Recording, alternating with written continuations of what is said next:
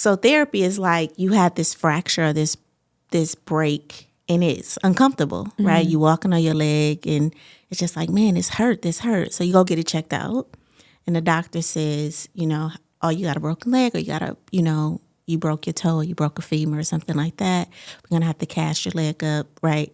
So the doctor lets you know that you're aware of this issue, and this is why it hurts when you walk. Similar to our emotions. Hey, you had some trauma in your life. This is why it hurts when you're around this thing, and we call those triggers. I got 2 words for you. Hello, hubby. Hello, hubby. Hello, hubby. Hello, hubby.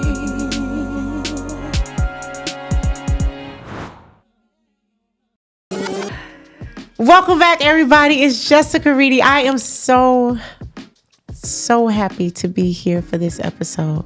Welcome to Hello, Hubby. Okay, so the whole situationship. I honestly, we in here. Low key, we together now. Like, we're in here. We're doing this. We ain't got no situationship. We don't even have to use that word anymore. You and I we're together. So subscribe. You don't have to kind of be a shadow anymore. I see you staring out your window at me. Just come to the front door. Push subscribe. And I just discovered they got this alert thing.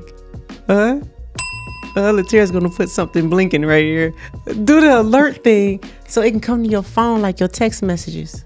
Every Thursday. All right. So listen, I went home, Saginaw, Michigan. And I brought us back what we need. I brought us back a doctor. Because throughout all these conversations and everything that we're talking about, there is justified reason that is beyond what some of us understand is actually happening with us.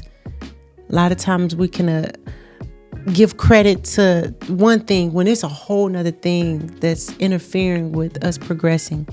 And I brought us back a doctor to just kind of define where we are. And I had to go to the place where the best is made. My hometown, Saginaw, Michigan.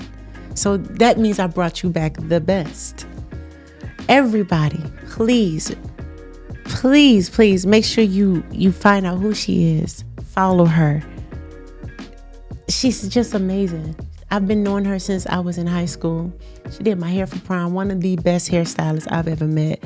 But as I mentioned, she has acquired necessary tools and skills to keep us on our way as we grow together. Ladies and gentlemen, Dr. Shiela Little. Hey, Jessica. Hey, Sheila. Hey, girl. Hey, girl. Girl, we need you. So I need you. Mm-hmm. All right. So you and I have been having conversation. Yeah, I've been having conversation. And I want to just kind of jump right in it. Okay. You had mentioned about self-sabotaging behaviors. Yes. And can you explain that? Yeah. So my PhD is on procrastination and self-sabotage. And what I do is I try to look at why are we self-sabotaging? And I think it's a couple of things, right? The brain don't want to change. That's the simplest form. It's not your fault. Actually, it's the way we are created. The brain, we're habit-forming creatures, right? So first we make our habits, then our habits make us. And a lot of the things we're trying to break, we tend to sabotage because we only know what we know. Yeah. And so we have this thing called the reticular activation system. I think I told you that, and you said it was something. Activation system. And it's recording all the time. And it stores data. And so when we go to change our life or do something different, we can either suffer from self-sabotage, right? We can have this performance thing called procrastination. And then we can even have something called imposter syndrome, where people just feel like, I don't deserve this, or I'm not enough. And so all of these are issues that I like to talk about and discuss and work with people on to really help them update their they're conscious person, they're a new person. I say, like, I like to remind people of the person that God created them to be, because I think we done got kind of washed away through life. So yeah. So I'm all three, or I've suffered from all three. Okay. Self-sabotaging, procrastination, and imposter syndrome. Being raised under so much heavy scrutiny majority of my life. And then I want to say that motivated me to help my own self say I cannot do it. Why would I be able to do this? Why would anything good happen to me? Right. Why would this man want me to be his wife? Right. Who am I to deserve? Yeah, you know, and regardless of the experience other people might be having of me, where they'll be like, no, you're this and that. I'm like, if only you lived in my head and you had journeyed where I journeyed, then you would know I don't believe what you believe. Now I've since then changed. Yes. Now I'm trying to maintain this new mind. That's where it's been difficult for me because I relapse in moments and then I'll jump back. But then I feel guilty for the relapse. And then the guilt of the relapse of thinking negative about myself, it feels like it sets me back from where I was just at level 50 and now I backtracked to level 38 and now I'm like, I'm gonna end up at 45 now. Right. So, okay. So you gotta let me know what doctor you want, right? Because I think that there's a lot of things here. We talked about this, like, what is therapy, right? So I've been a therapist for 20 years, and on the way here, it's like, oh, let me tell you what I think therapy is. So can I kind of give that example? Because I think this is going to help with what you just said. So therapy is like you have this fracture, this break, and it's uncomfortable, right? You walking on your leg, and it's just like, man, this hurt. So you go get it checked out, and the doctor says, oh, you got a broken leg, or you got you broke your toe, or you broke a femur or something like that. We're going to have to cast your leg up, right? So the doctor lets you know that you're aware of this issue, and this is why it hurts when you walk. Similar to our emotions. Hey, you had some trauma in your life. This is why it hurts when you're around this thing, and we call those triggers, right? So that's therapy. And that works because everybody needs to know, why am I hurting? Why am I responding like this, right?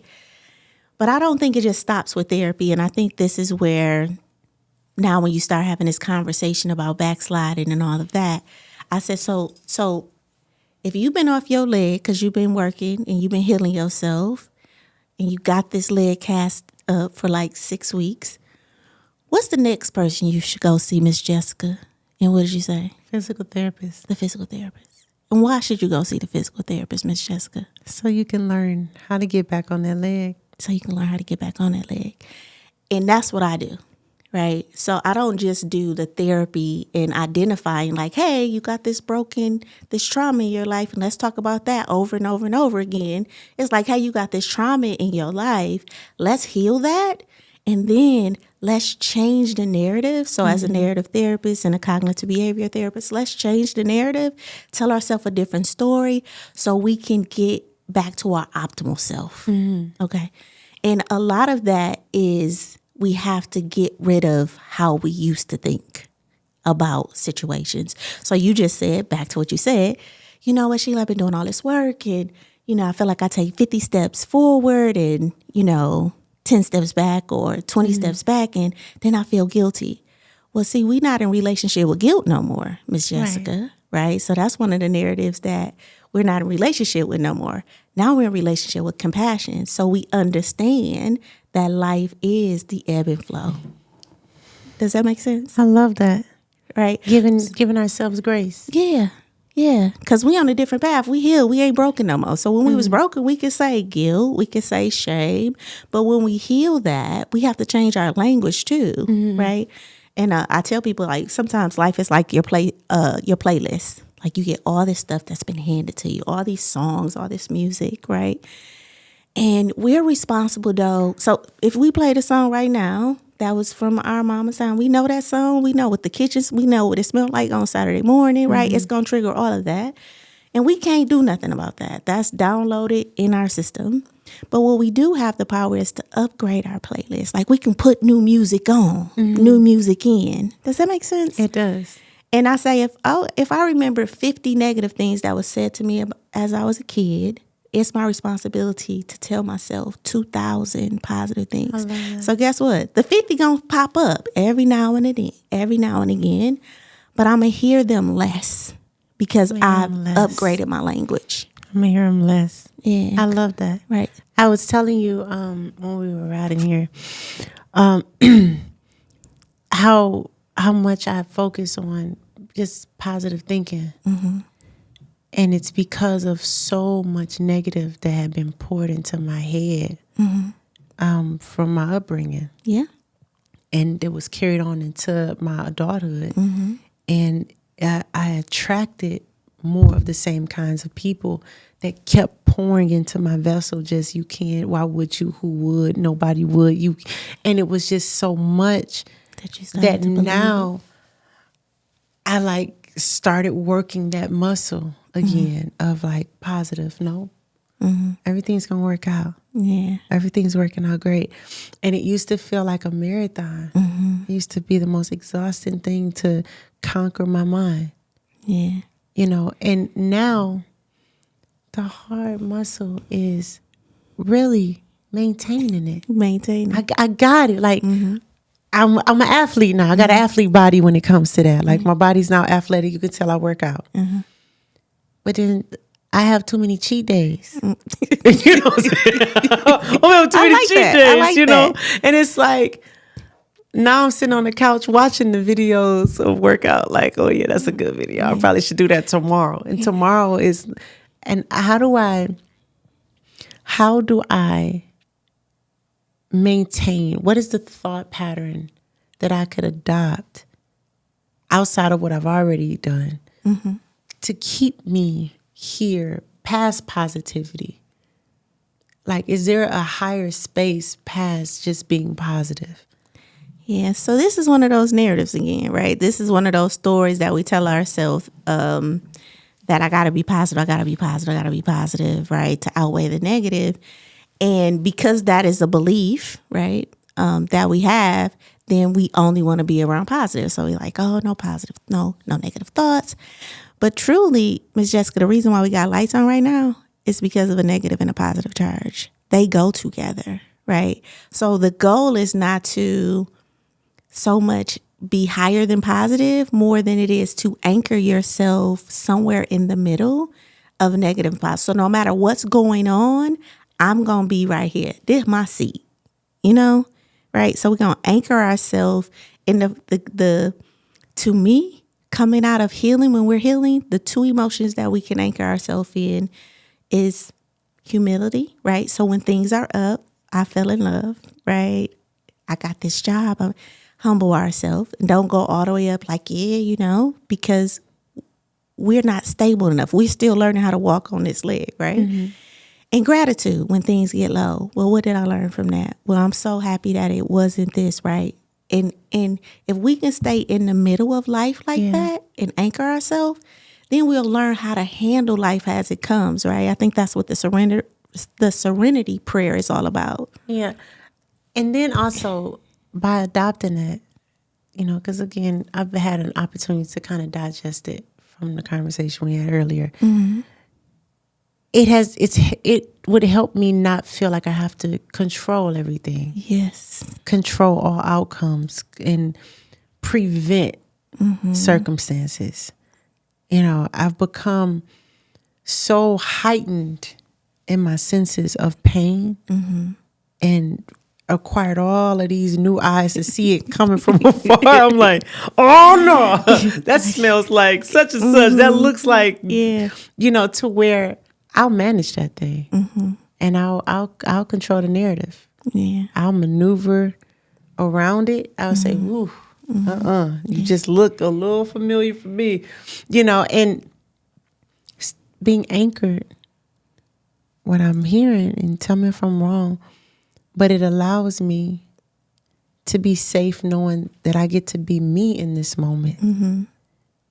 And regardless, I get to control me in this moment, not necessarily the outsides of me. Yeah. But as long as I can learn to control me, which segues me into this, right? All right, let's talk for real, right? I love you. I love you too, right? Yeah. All right, so Sheila. Yes, ma'am. All right, so what if? All right, so Sheila, we was talking about relationships, We was right? talking about relationships. And I done had some bad ones, Sheila. You know, I think we all have. we- I don't know if we all have, but majority of people have experienced it. Yeah. I done had some bad ones. Okay. And so now, Sheila, so like, can I talk honest? You can All be right, then, girl, let me honest. tell you. So now I'm guarding my heart, but like unnaturally. Explain. Okay, I'm gonna explain. Unnaturally guarding my heart, meaning I'm love. Yeah. I am happy when I give love. Yeah. I am my best when I give love. It makes me so happy. So, yeah. I love that you said that because I think that we have been conditioned, and I think I told you this. We have been conditioned to like take love out the equation. Like we'll sit back in the cut in relationships, if it was friends or men or whatever. It's like, well, I'm gonna wait, and it's like, well, if love is God and God is love, why is love the last thing that we introduce in our relationships with the opposite sex, with friends, like with parents, with people? We just kind of will keep this emotion back. So I love that you said I am love and I love to give love. Right.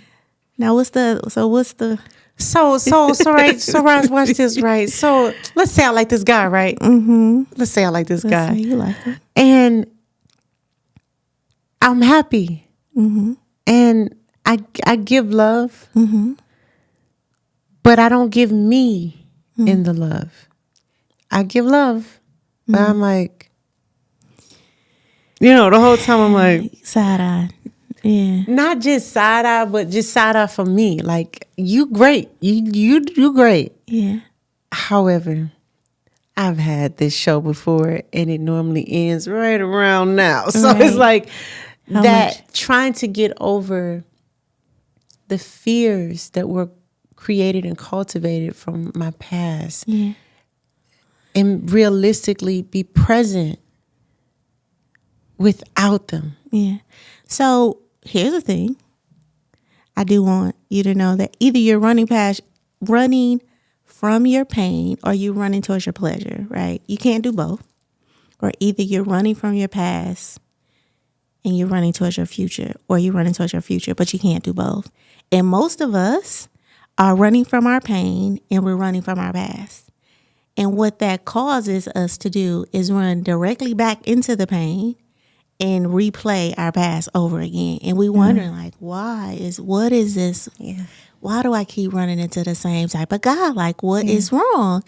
And the truth of the matter is, remember we talked about the brain, right? It's a projection, like it's capturing everything. And here's the thing, the brain don't hear, it's like a non-biased thing. So it does not hear no. It does not hear N-O or what I don't want. The brain recognizes emotion. And whatever you're putting emotions on is what you're telling the brain to give you or supply to you or manifest, the law of attraction, right? So what does this look like? You meet this guy and y'all fall in love, and then you get an image of he do something and it make you think about when the guy before that did something. And so now you giving your brain image and you're like, we don't want that, right? But you're actually giving the brain the image that you want because there's a lot of hurt under that image. The brain like, oh, so you want more hurt because this is what you keep showing me in this frame, right? And so this is why I was saying we got to really be clear about what we want, and we need to shift our hurt from what we've experienced in the past. And we need to put that under this new image. And we need to start exercising more faith than doubt. Because both faith and doubt are beliefs. Just doubt is the belief in a future undesirable result. And faith is the belief in a desirable result. I have. Did that make sense? It made 1,000% sense. And this is what I heard. What I heard was that the very thing that I'm afraid of, when I envision it, I put my brain on an assignment to go obtain it. Go get it. So whatever I'm thinking, That good you or don't bad, want to happen. it's not deciphering, oh, this isn't good for her. That's not. It's waiting on instruction through visual. Through visual. It is In emotion. in emotion. So it's hand out, give me an assignment. Okay. All day long. All day long. Okay, got it. Okay, got it. And so basically training the brain to only issue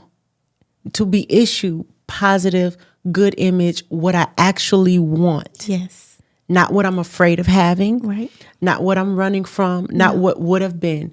But making my brain only produce thoughts and emotions to couple with those thoughts that says, this is what I want. Yes. So if I've only had abusive relationships Right.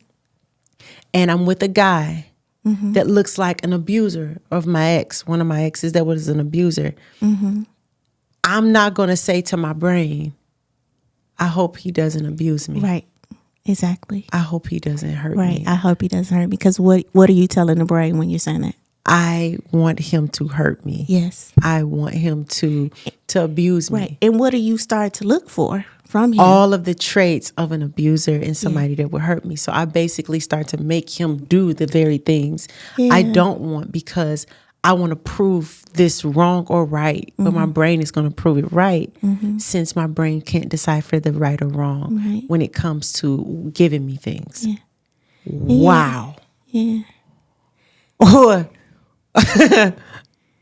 And so many of us wonder, why are we self-sabotaging? Why don't we get the life that we want? Wow. But when we with our girls, what are we talking about? Are we talking about what we want, or are we talking about what we don't want? Our girl, I cannot have no man doing me like that. I don't want this. How many times have you heard a person tell you what they don't want? And my next question is, okay, so what you do want? I don't want this to eat. Okay, what do you want to eat? I don't want to work here. Okay, where do you want to work? I don't want the. Okay, what? I need to know what you do want, not just for me, but I need every cell in your body to know what it looks like. And Miss Jessica, that is where the work is. Can I tell you what just happened when you just said that? Tell me. I had like a heart palpitation. Like I got scared. Here's why. Because honestly, I was not taught to boldly say what I wanted. I was taught what I have now learned is false humility. That speaking up and saying what I want is arrogant and it's prideful and it's rude. So you were not taught that by man. But God said, Yes. what'd he say? Write the vision. Make it plain. Make it plain.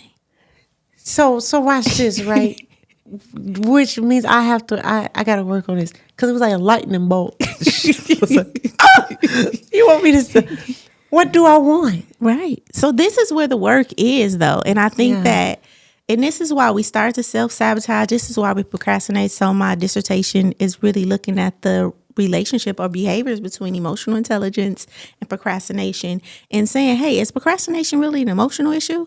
Right? We talk about SMART goals and, time management skills, but is this an emotional thing that I know I need to do this task, but every time I go do it, Miss Jessica, I'm feeling like, do I got the right information? Am I going to have the right money? Like, it's triggering so many limiting beliefs for me.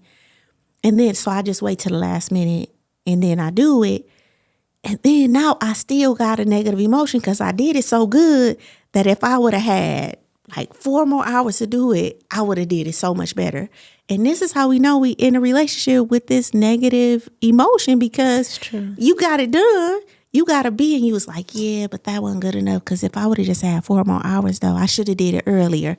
And that becomes the story, and we replay that over and over and over again. This is true, because this has been me most of my life. Yeah. And I've procrastinated tasks and things that I really wanted to do out of fear. Fear of not doing it well, fear of it not being received well, fear of rejection, fear of not being successful in it. Yeah. And I low-key could cry. Yo, chill. I'm like, really, because when I think about it, I think of my motives have always been for other people to be happy. Because my happiness has always been simple things. Even when I think of like my success and what other people call success, those things didn't make me successful to me. My success literally would come when I would get home and my son would be at the door waiting on me, and I'd be feeling like all of the feels that other people would glean from. Yeah. When I say I was at an award show, what that we feeling they felt about that, mine was when Justin would say, "Mama," and I'd be like, "You still love me." Yeah. I was gone a couple days, and you didn't forget me. Like, you're still here. You know. Oh my gosh, Sheila. Hey, you ice cold. Hey, you good? Hey, that girl good. Oh my god. But it's like some tissue. He's not paying attention. It's okay. Let it fall. But it knowing that knowing that a lot of what I have delayed doing has been solely because of fear. Thank you. It has nothing to do with being qualified, honestly. No. It's just, I don't want to disappoint anybody. I don't want to say I'm doing something and then they're like, you couldn't do it. See? Right. You know, I don't want that voice of the people from my past telling me, see, and I told proving you. them right in your mind. Proving them right. So it's like, I would rather not even do it than to fail at doing it. Right. And that's a real thing. It's a real thing. That's a real thing. And just think about, I'm so glad that you allowed yourself to, I'm glad you allowed that to come up, because what we allow to come up, we allow to go out of us. And those type of feelings is the stuff that, when I told you about the stop it now, like the thing I do is help people stop it now. It's because of that, because we stuff in so much, because we are people pleasers. We want people to feel great about us. But the truth of the matter is, it's actually a projection. We want to feel great about us. And we haven't taken the time to say, well, what would greatness look like and feel like for me? Like, I know what that's going to look like for my mama. She done told me this all my life. Like, what a great Sheila would look like for my mom. I know what that would look like for a man. He done told me this all the time. Cook, clean, whatever, right? But have I taken the time to know what greatness would look like for me, and what am I scared of? Like, so you talked about that out there. You was like, it's this weight on me. It's like this thing that's like calling me. Yeah. It's like, come on back home. Come back home. You know, it's okay. We safe. Yeah. Now, I do want to say this. If we watch nature, that there are stages of change in nature, and a part of us not wanting to change, not wanting to make the shifts, is that we don't really watch nature neither, right? So I always talk about the journey of the apple seed. So you have this apple seed. One, the seed don't look nothing like the apple. Let's just be very clear, okay? So you got this seed, it's planted. The first stage it takes is roots, right? It's going to root itself. Them roots look very different. Let me say this. In that seed, Miss Jessica, it's already programmed all the changes that need to happen for you to get the apple, right? So you're going to have to be roots, right? And then there's going to have to be a humbling process. Like you're going to have to humble to the roots so the what can grow? The tree. The trunk. All of it. The limbs. Then the branches. And then leaves. And then flowers. And all of these is different, right? The roots is different than the trunk, and the trunk is different than the branches. And the branches, I mean, a whole different chemical thing happened because you got leaves. These are soft and green, and right? And then a flower, and then the apple. Now, the power in this story, Miss Jessica, is that you actually get the apple last. Like, you got to go through all these changes before you even can get the apple. But why is it in our mind, Miss Jessica, that we want the apple first? Like, I planted this seed. You better shoot me an apple out this ground. I need that right now. And it's like, no, there's stages that you're going through, that you transitioning, that your procrastination, your self-sabotaging, and your, what did I call it? The imposter syndrome is stopping. yeah. And you want this apple so bad, but you not allowing life to happen. And this is what I talk about emotional management, because this is a big part of my work, helping people manage these emotions that come up when we got to change. When the roots got to change from roots to trunk, that ain't easy. Yeah. Right? I ain't saying that this work is easy, but I'm saying we're able to do it if we allow ourselves to sit present. Right? Be present with ourselves, have the right supports around us, get a therapist, get a coach, get somebody that can be there for you as you're transitioning, so we can harvest these apples. I agree. I when you were talking, the thing that came to mind was like how comforting it would be to develop privately. One thing that that apple seed got is people walking on that ground, and it's right under there doing this thing. Yeah. And you know, my position is a little different because my development is in your face. Mm-hmm. You know, and no matter how private I am, I have personal family. I have personal people that still get a front row seat into decisions and things. Mm-hmm. And everybody's talking. Everybody gets to have an opinion. And I've said on previous episodes where it's like, no, I'm in process. Be quiet. I'm not done. Yeah. I'm not done. Don't declare nothing. Yeah. Hush. Keep watching. Stuff is happening. I'm feeling it. Right. Scales are falling off my eyes. My skin is looking brand new. Just hold on. Right. Because what you have declared is not true. Right. You killed me off 5 years ago. This is not true. I am here. You know, and it's like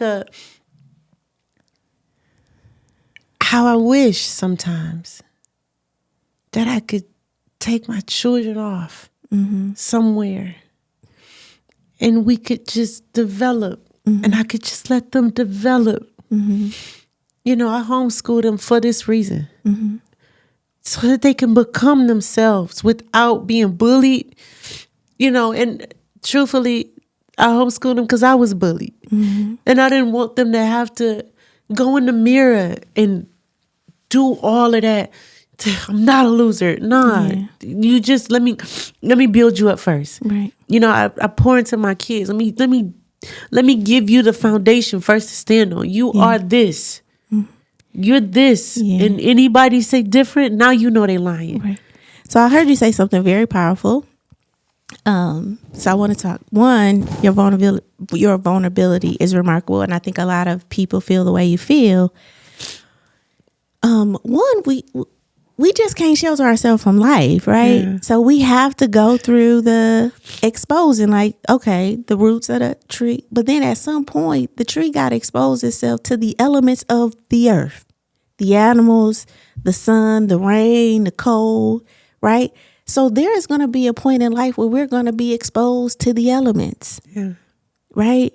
And we cannot prevent that. But somewhere in us, though, it's like a belief, like, and I don't know if that's taught in the church. I don't know if that's taught, I don't know if that's taught when we got, when we was little. I don't know when it happened, but somewhere we caught this story that I want to not be exposed to the elements that actually make life what it is. And then we go and we want to protect our kids from that. Yes. But your kids aren't going to be exposed. I applaud you for doing everything you can do for your kids, but they still going to go out there and they're going to be exposed. Now, guess what they're going to have, though? They're going to have a level of emotional intelligence, a level of intellect to be able to handle situations that come that Miss Jessica, you didn't have. Yeah. Right? And that's okay. Right? Because you're getting them now. And so many of us that came from impoverished neighborhoods, abuse, violence. This is what this does. It doesn't prepare us for life, right? And so when we get older, we have to go and figure it out. But that's a part of the journey too, because each time, I don't know if you ever baked a cake before, but the first time I baked a cake, it wasn't the best cake, Miss Jessica, right? I had to bake it over and over, and I had to follow the ingredients. And about the 5th time, I could kind of be like, oh, I'm going to put a little bit more sugars. Yeah. Like improvise. I started to add my own. Does that make sense? Mm-hmm. So it's just going to be some ingredients that you're going to have to learn how to cook and put together, and it ain't going to turn out right all the time. Yeah. But the more you do it, I guarantee the more you're going to start making it your own. This is so good. I choose to face myself. Mm-hmm. I choose to make the decision to be honest and completely transparent. Because I want the change. I want to be the apple. Yeah. You wanna harvest the apple. I do. Listen, let me tell you, one day I'm riding down the street because I have all these little downloads from God, and I was like, God, are you working in my life or what? And so you remember this saying, the faith of a mustard seed, right? What does that mean? Like, I'm driving and it's just like, hey, you need to have the faith of a mustard seed. What was you taught the faith of a mustard seed is? I was taught that if I can just have a little belief and not have anything that counteracts that, not any doubt at all, but just a little light peering through. Just a little light peering through. That I can move and do limitless things with just a small portion. Yeah. So listen. So I said that back to God. I was like, oh, yeah, I can have faith of a mustard seed, this little bitty faith. And I heard, no, KNOW, know that having the faith of the mustard seed is believing in the fullness of the mustard tree. And I was like, oh, wait. So having faith, the mustard seed believes that it will become the mustard tree in its fullness. That's what it was designed to do. It's going to be that. Talk about a shift. Wait, so you telling me that it ain't the little bit of faith, it's the fullness of me that I need to be focused on, and not the little bit of faith that I've been taught over and over again? Oh no, Sheila, believe in the fullness of you. And that's why I'm encouraging the audience. What do you want? And write it down. What does the fullness of you look like? And write it down. I don't care if you write it down with colors. I don't care if you get a coloring book and do it. I don't care. But take some time to take the attention off your past. Take the attention off your pain and focus a little time on gratitude, on pleasure, and what the future gonna look like for you. And then slowly, guess what? Now this is an appetite. Life is an appetite. And then slowly give yourself permission to get there. Now, life is an appetite. That means there's no end to this. Like, you don't tell your stomach tomorrow. You don't tell your stomach today, I fed you tomorrow. Why are you hungry? Do you? I don't. I'm hungry right now. Right. You don't say that. Yeah. You know that I'm hungry. I got to eat breakfast, lunch, dinner, and a snack, maybe 2, to even have a well-balanced healthy life. Food, meals. But we don't do that with love. oh, wait, love is an appetite. So I should be loving myself at breakfast, at lunch, at dinner, with a snack, every day. Every day. I remember being in a relationship. Somebody told, didn't I tell you I loved you last week? Wait a minute. You see what I'm saying?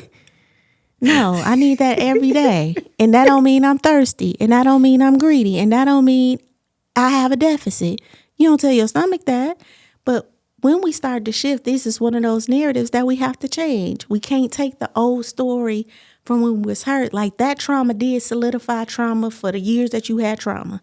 Now when you healing, you taking of an appetite every day of healing. You're taking of an appetite every day of joy, of gratitude. Does that make sense? Yeah, it does. You just don't sit there and now I got gratitude for the rest of my life. Or now I got, joy for the rest of my life. No, you're taking of joy and happiness in these things every day. And that's what makes the healing process different than living in trauma. Because there's actually work that we're doing. We're actually feeding ourselves these great things every day. Every day. Mm-hmm. Does that make sense? It makes sense. Okay. This is what I heard. What did you hear?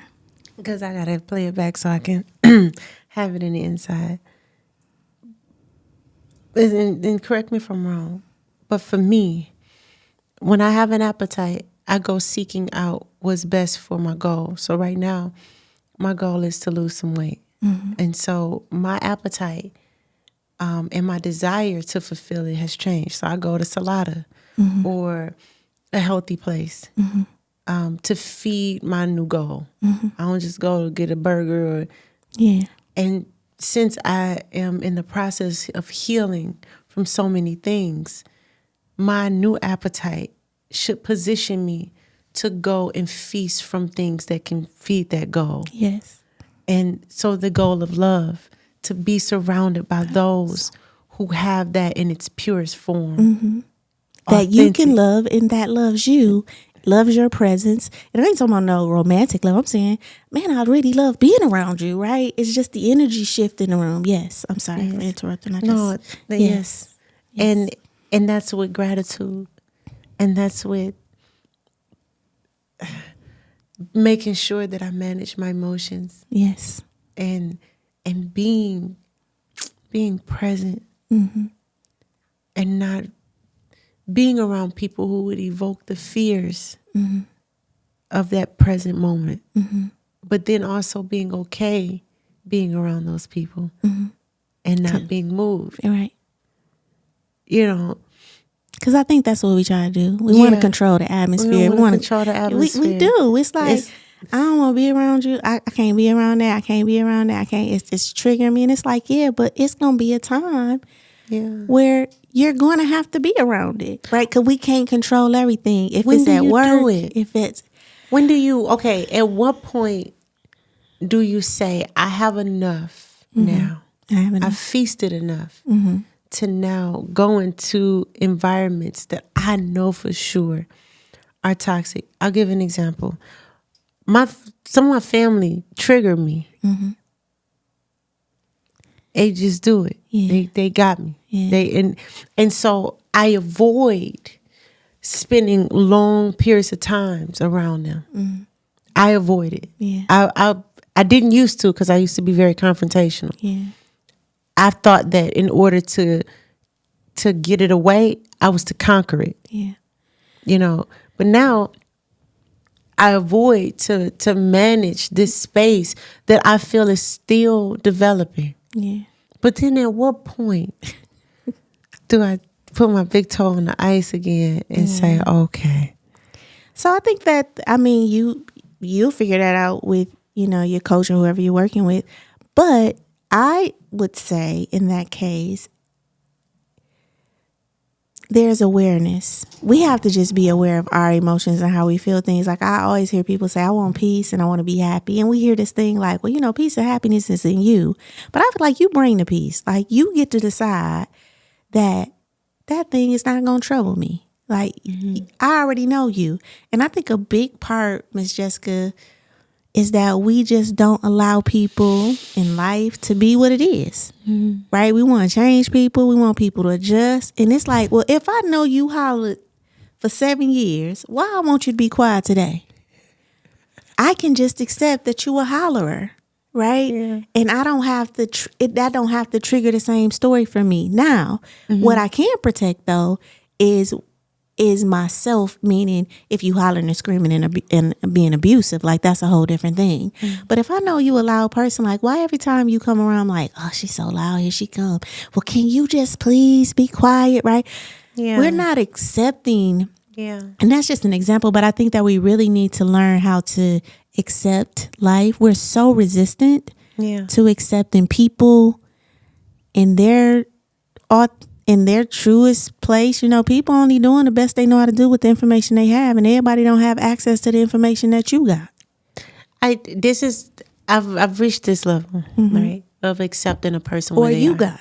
you know, and how I've done it is I've equated to levels, and I've allowed myself never to forget where I'm coming from.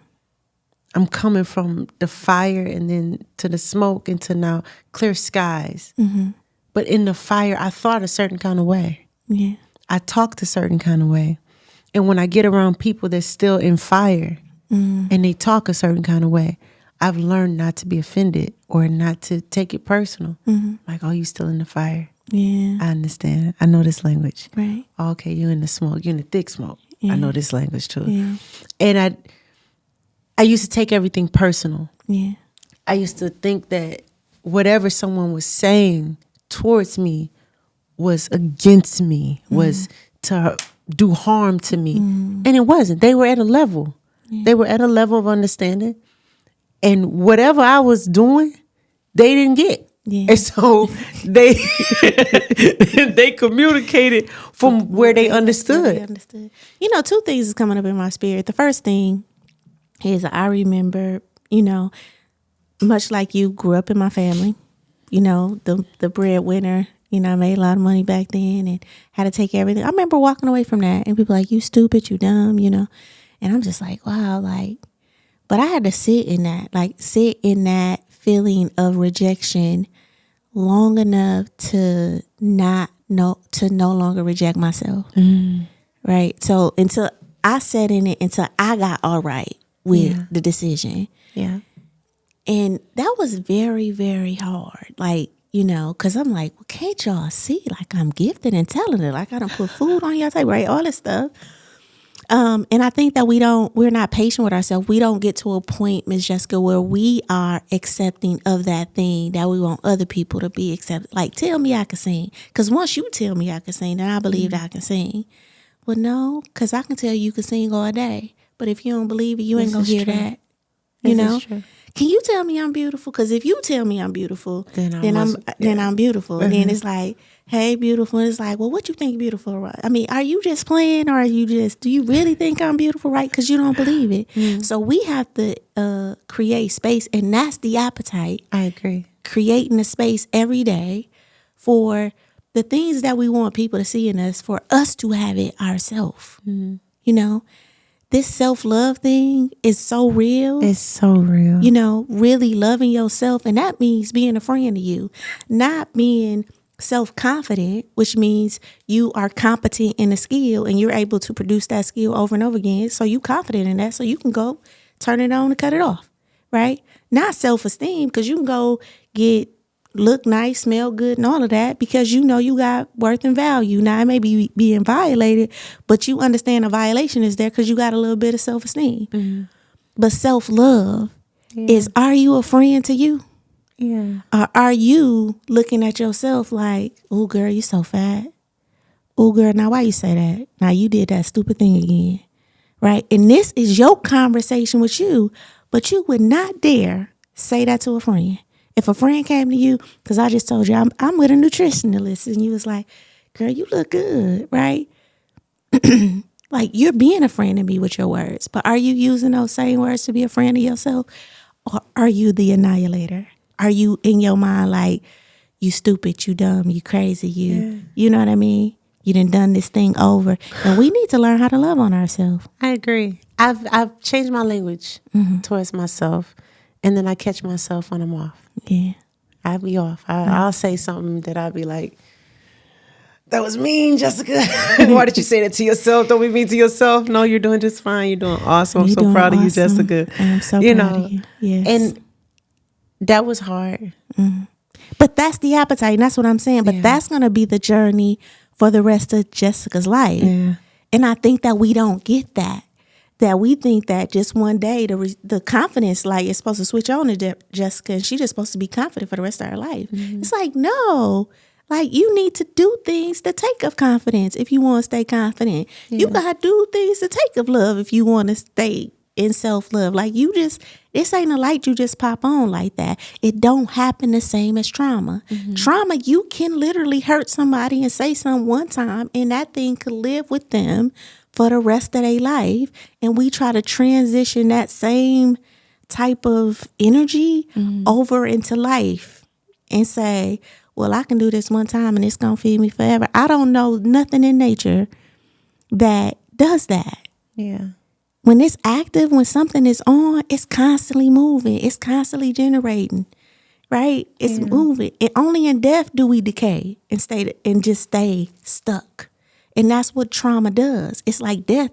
So that's why you can live that thing over and over and over again. But when you healing and you flip over to life, then you got to if you leave tomatoes in your refrigerator, they gone rotten, right? Because you got to eat them while they fresh. We got to take in freshness like way more often and really change the narrative about what it is to be healed, because that is life. And that is speaking life. And that is using your words. And aligning in a higher power, whatever that is, and using his word and knowing his promises. If you don't got your own, then use his or hers or whatever, I agree. I low-key want to cry. No, it's like I do, because I'm really proud of myself, because I can hear you. And once upon a time, I couldn't hear this. You would be talking and it would probably sound really good and very powerful. But knowing how to apply it would be above me. Knowing the significance of your words would be above me. I hear everything you're saying. And while you're talking, I'm finding moments where I can fit it. And I'm saying, okay, yeah. Continue what she's saying. You already do that. Continue that. Okay, yeah, you need to work on that. Okay, and I'm grateful for you. I really am. That you. Thank you. That you had me here. I'm not kidding, Sheila. I'm so grateful for you, because what you've acquired in your way of delivery, it's just safe. It makes me feel like she knows what she's talking about. You know what I'm saying? You ain't guessing, and knowing you for the amount of years I have and watching your consistency helps me trust you. Knowing the authenticity that lives in there. You have been this Sheila since I've met you. Which was, look, it's gonna be comments like, yep. You know what I mean? It was like almost she got you too. 17 years ago. I actually have these like napkins in my office, and people like, oh my God, you got me crying.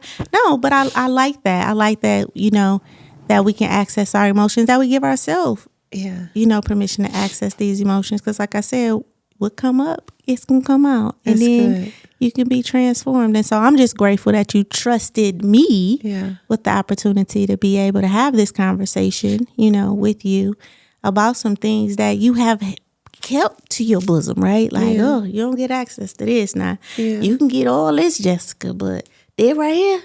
They're mine, right? And that you kind of, let it go. And hopefully, the little things that you have, the things that you have checked off, right? No matter how little, no matter how big, that you follow up, and bring life to them. And remember, life is daily. It's a daily. It's a daily.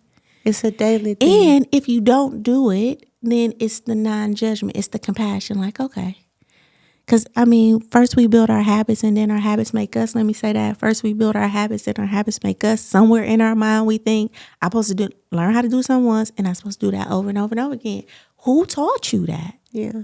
No, we get better. So if it's 10 steps I need to take, I may go 4 steps the first time and fall back 3.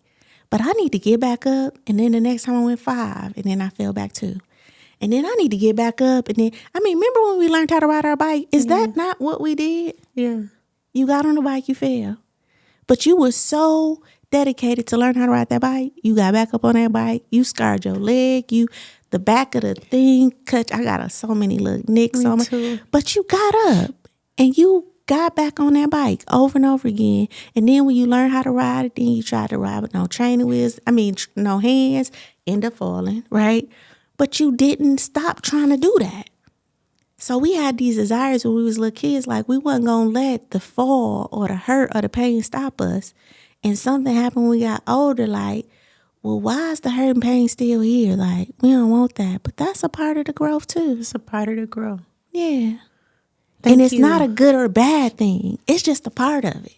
And I think we judge. Yeah. Is this a good hurt? Am I crying? Is that a good thing? Or if I'm crying, that's a bad thing. I've learned not to be like, I'm not ashamed of my tears. Like I used to have a hard time being wrong because I had so many people wanting me to be right. Yeah. And so showing my flaws or showing I don't know this. Yeah. Where people say, well, she should know this by now. Yeah. This is something she could have she needed the help a long time ago. I've learned to say, hey, that's what you should have been. Right. Where I am now. Right. It's just honest. I don't know. Right. I want to know, but I have no clue. Right. Do you know? Can you help me? And I feel good knowing that. I feel good knowing that today I got help. Yeah. Today I acquired some skills that I can apply to my life. Today I got an opportunity to have a session with a therapist, and I enjoyed it because that was a fear of mine too. I talk, but this is a different kind of talk. This is a talk that was provoked for me to do a different response. It's one thing for me to share where I'm at. Yeah, I'll talk. I'll be like, this is where I'm at in my life. But it's another for the response from you to be something that provokes me to go someplace that I wasn't taking this conversation. And that's what makes you so significant. That's what makes you needed because of the skills you have acquired. And I think beyond what you went to school for, Sheila, you've always been like this. You would be doing my hair, saying, how are you? How are you doing, Jessica? Yeah. And I'll be like, oh, no, I mean, I'm fat. Or I'll be slouchy. She'll be like, no, you're beautiful. Put your shoulders back. You just kind of always, I think you just learn how to master more of yourself because you just already were. For me, whenever I was around you, just felt warm, like you smelled like caramel or something. Like a hug. Well, thank you.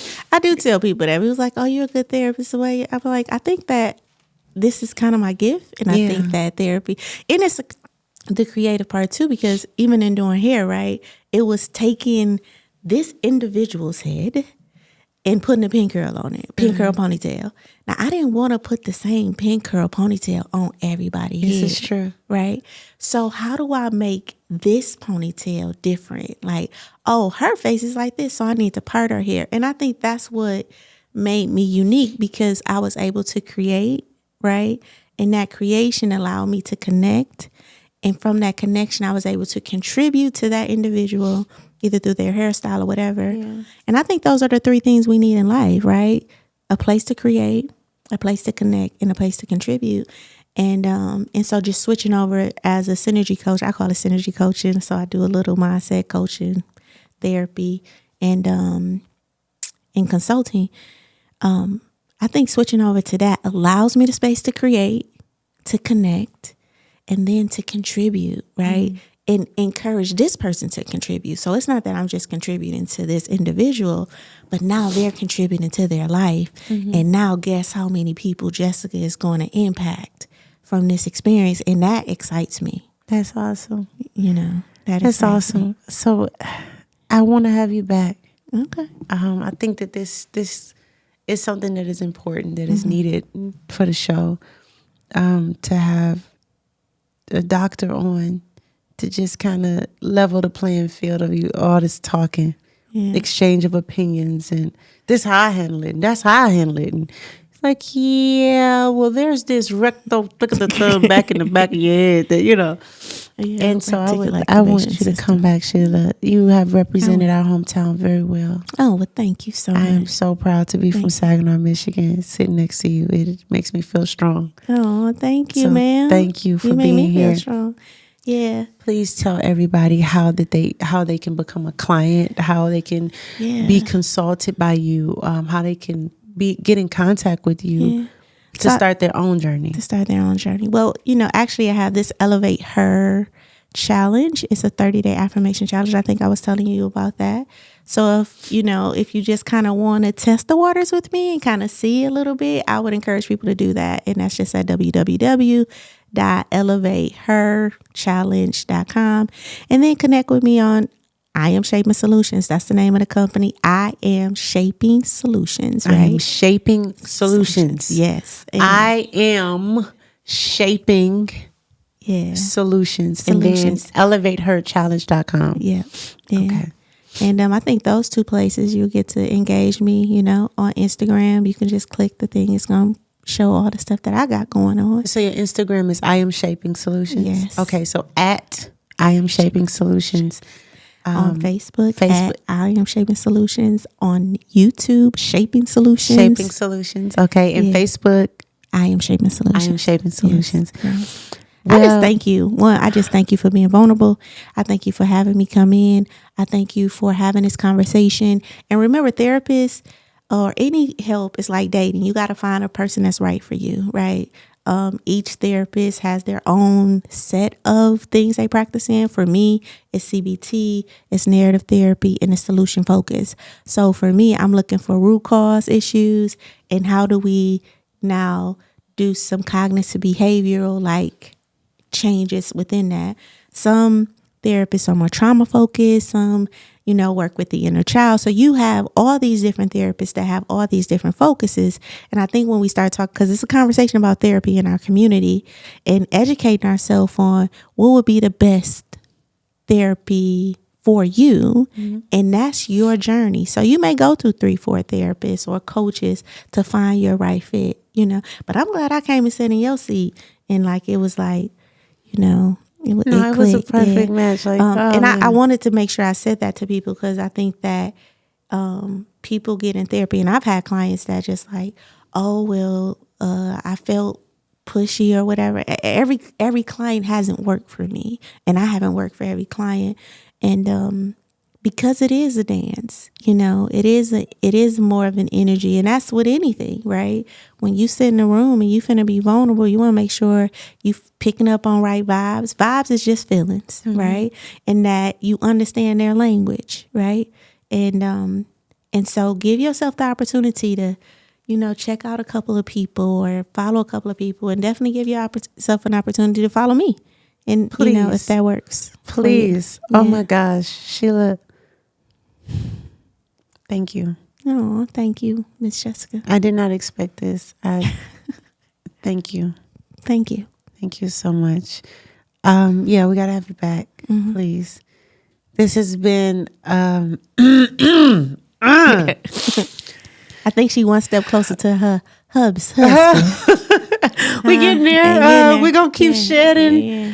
And I thank you all for tuning in. I pray that this episode did something for you. It definitely did something for me, if nothing more. Your presence was felt, it was needed, and it was powerful. Thank you. Ladies and gentlemen, please give it up for Dr. Shiela Little. Thank you.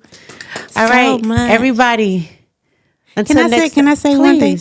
So, and remember, we don't attract what we want. We attract who we are. So a part of getting therapy, getting help is to draw your husband closer or your mate closer. Because the more you work on you, then now you're showing life, your cells and everything, that this is what I want. And that's why we want to do that image. But we don't attract what we want. We attract who we are. So self-love is the best love. Look, and I've been working on myself. Yeah. Look, I brought a doctor, so I'm really in there. Look, we got a doctor here. Thank you for saying that. Yeah. We do not attract what we want. We attract. We attract who we are. I say that, but when you say it, it's so different. When you say it, it's different. It sounds so different. I love you. I love you too, Miss Jessica. Thank you. Thank you. God have mercy. I'm gonna cry. Okay, y'all. Until next time. Tune in next Thursday. Hello, Hubby.